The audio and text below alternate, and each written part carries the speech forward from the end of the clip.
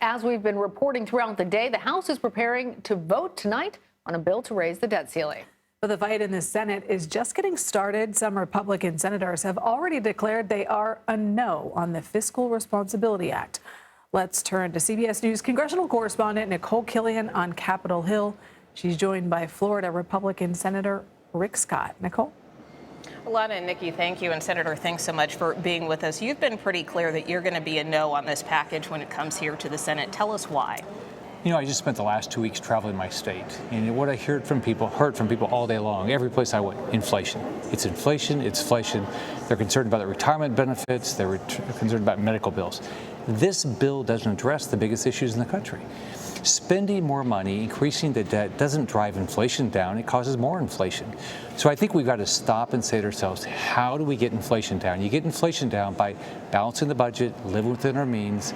We'll make people more comfortable with their retirement benefits without the inflation. We can get medical bills down. So my focus is, how do you address the people in my state, what they care about? It's inflation. But don't you think something is better than nothing at this point, given that we're in divided government? I think we should have higher expectations than that. I think we ought to do what every American family does. Every American family says, you know what, there's a lot of nice to haves, but I don't have enough money. When I was governor of Florida, I balanced the budget every year and actually paid off a third of the state debt. So it's all doable here. We just got to have the political will to do the things that the people in our states need.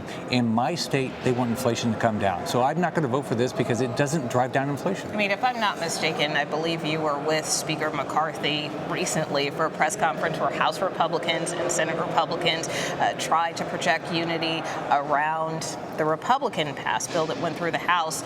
This was at a time where the Speaker was calling for negotiations with the President. I mean, to stand behind the Speaker then and now say you're not going to support this bill now, I mean, what changed? Well, there's a big change.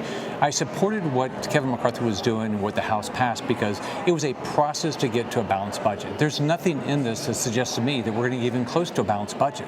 So look, I think Kevin McCarthy had a very difficult job because the President, for whatever reason, is not concerned about inflation. I am. He's not concerned about retirement benefits. I mean, do you think the Speaker struck a bad deal?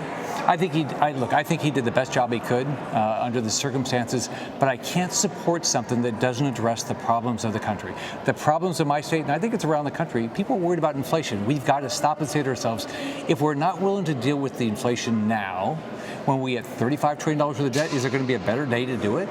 I mean, or $40 trillion? What day is better? I think what I learned in my business life is deal with the problems now. And I think about my mom. I grew up in a poor family, and my mom dealt with inflation. She didn't want more government. She wanted government to stop causing inflation. And I think that's where most Americans are. How many Senate Republicans do you think share your view? I think a lot, you know, I don't know how everybody's going to vote. I think most people, when they go home, are hearing the same thing. Inflation is really hurting all families. So I hope everybody will stop and say, we can do better than this. We could actually, we could actually balance a budget if we take the time and go line by line.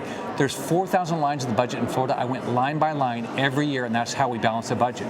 That's what we have to do up here. But I mean, on the flip side, do you think there are at least 10 to 20 Senate Republicans that are willing to support this bill? I mean, where do you think the numbers are at this point? Well, it sure appears that there's 10 that will support it. But what I would hope is people would stop and say to themselves, we can do better so we can drive down inflation and really take care of the families in each of our states. All right, Senator Rick Scott, really appreciate you for joining us. Thanks so much. Lana and Nikki.